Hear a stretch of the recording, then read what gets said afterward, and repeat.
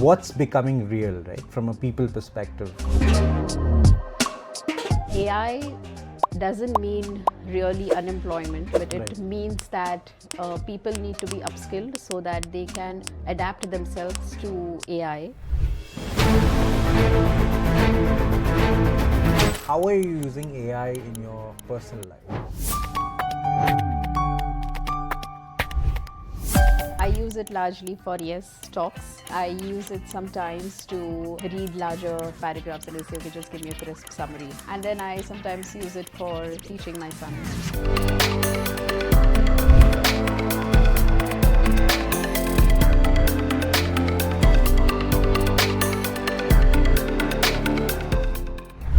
Hi everyone, my name is Nikhil Kolur. I'm a partner in Deloitte's Human Capital Practice, and I'm here to have a reality check on AI and what's becoming real from a CFO perspective. So I'm here with Rewati. So maybe Rewati, I think it'll be great if we can have a quick introduction, and then we'll get to the conversation.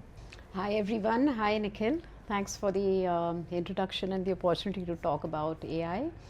I am currently with Vibrant Energy in the role as a CFO, and definitely AI and people is something that we need to chart a pathway upon.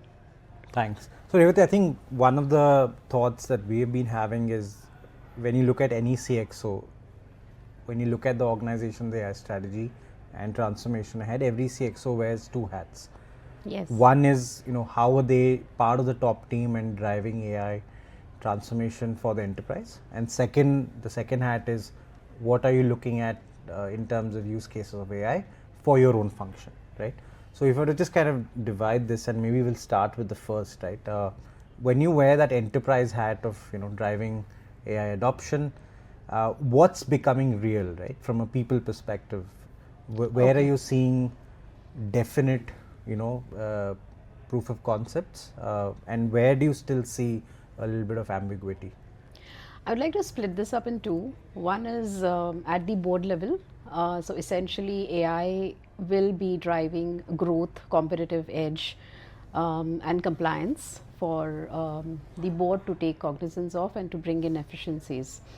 At the same time, with respect to the use cases, there really is a significant requirement to delve deeper into picking up the real cases which deserve merit, which are meritorious, and to pick them up in a phased manner for implementation, because not all of them might be justified for the capex.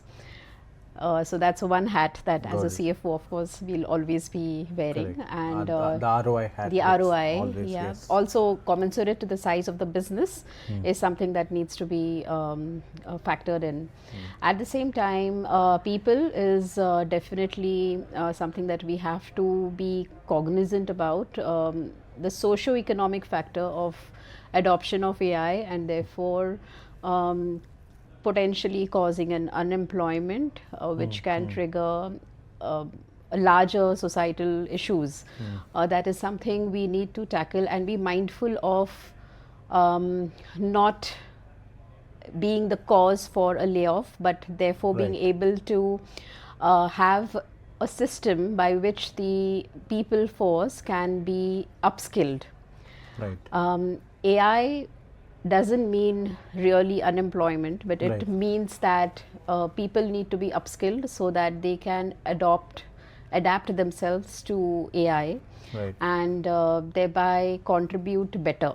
So that's I think what we will want to focus on when we also identify and pick Got use it. cases. And when you wear the second hat of AI for finance as a function, Yeah. what are some of those experiments that you're already seeing a lot of value from when you look at the function itself? In AI finance, there are several layers. So we look at the accounts payable, we look at the accounts receivables, the treasury, risk management operations, and accounting, financial reporting, consolidation. There's a plethora of activities which can be taken up, and each one of them will have definitive use cases. So if There are two ways to do it. One could be bottom up, and the other could be a top down.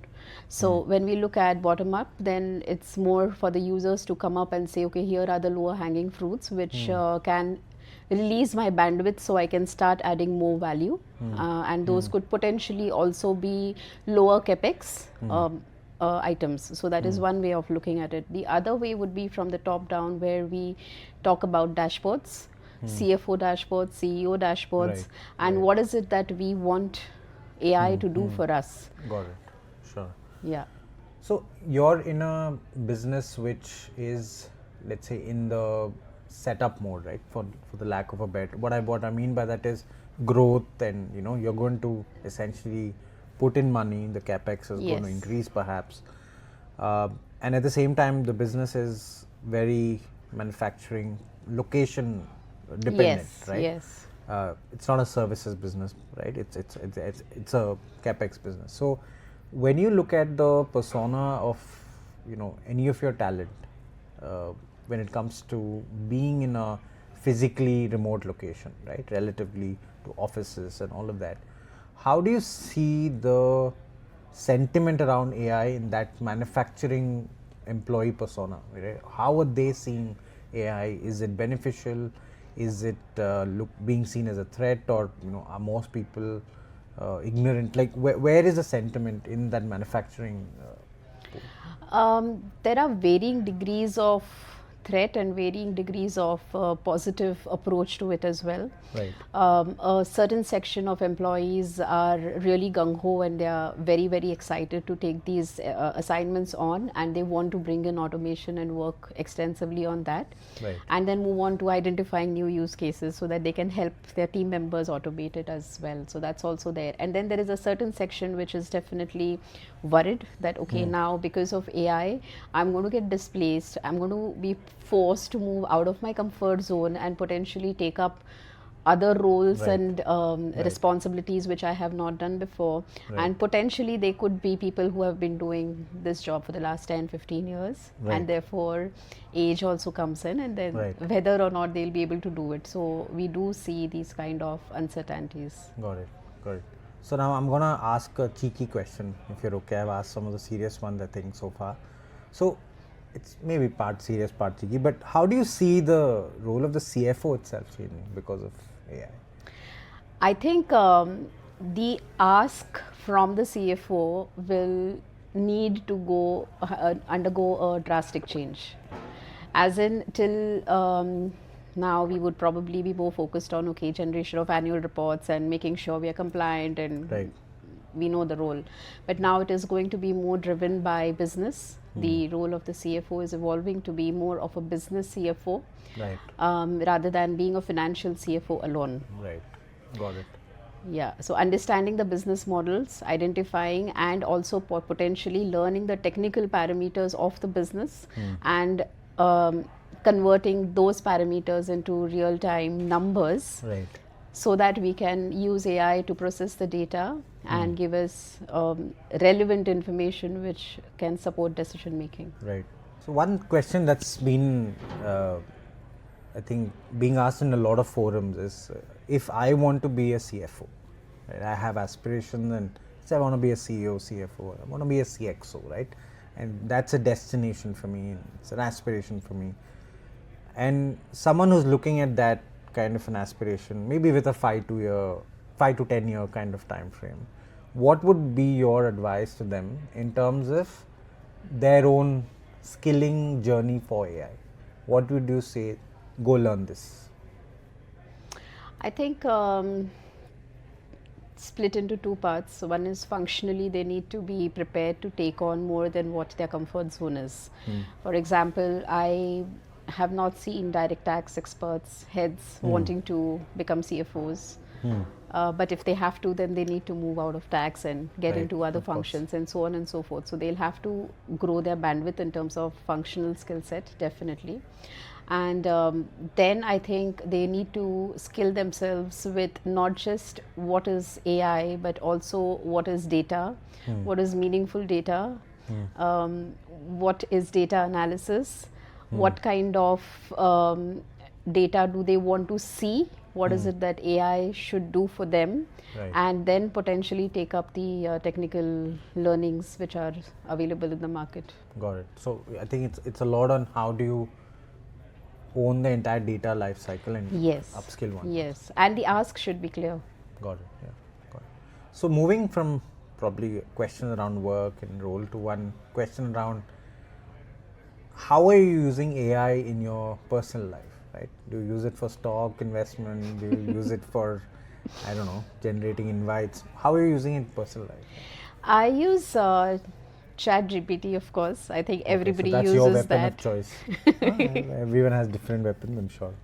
Okay. Yeah, and I use it largely for stocks, for Okay. analyzing balance sheets. Okay. I use it sometimes to read larger paragraphs and I say, okay, just give me a crisp summary. I don't want to read. Okay. Content. Yeah, Okay. yeah, content. Yes, and then I sometimes use it for teaching my son. Coming from consulting industry where Deloitte is not only implementing AI and providing solutions, you're also into training people. And from your position, how do you see the youth of today is being molded for leadership roles of tomorrow in the age of AI? Right. So there is this concept of mentorship, which all of us have benefited from, and one of the conundrums obviously is when you look at leadership, and the Gen Alpha coming in, and really your question is how do you help them become better leaders? How do you help them on their leadership journey? I think that concept of mentorship is at risk, right? Because of two reasons. One is, as you look at organization design of most companies evolve from that typical pyramid shape to whatever shape it needs to be depending on their context, Y, diamond, whatever that shape is. There is that mentorship concept which I think is at big risk, right? So I think anyone therefore who is aspiring for any leadership role probably needs to find that in the external network now. That's a big shift I'm seeing. Okay. Mentors don't obviously necessarily need to be within your organization. So either structured mentorship programs or even unstructured, right? So you meet someone at an event and essentially seek time, seek advice. That's a big shift I'm seeing. Right? People are for other reasons also, right? They don't want people from the company to know some of their questions and vulnerabilities. So that entire external mentorship is a big shift at them. That's a big one. Yeah. But I think the other one, I mean, just in terms of upskilling oneself, is how do you use AI to obviously save up or free up time from operational activities. I think that's the other big leadership shift we're seeing, and I think most leaders have been able to do that well, right? Leaders who are or who have leveraged AI well in their functional roles have been able to do that. I think it's just unlocking operational time which is going. So thank you, Rewati, for spending this time with us and having this candid chat. Really great to hear from a leader on the reality around AI. And I know you have your panel discussion, so look forward to hearing from you on stage. Thank you, Nikhil. I enjoyed this chat. Thank you. Thank you.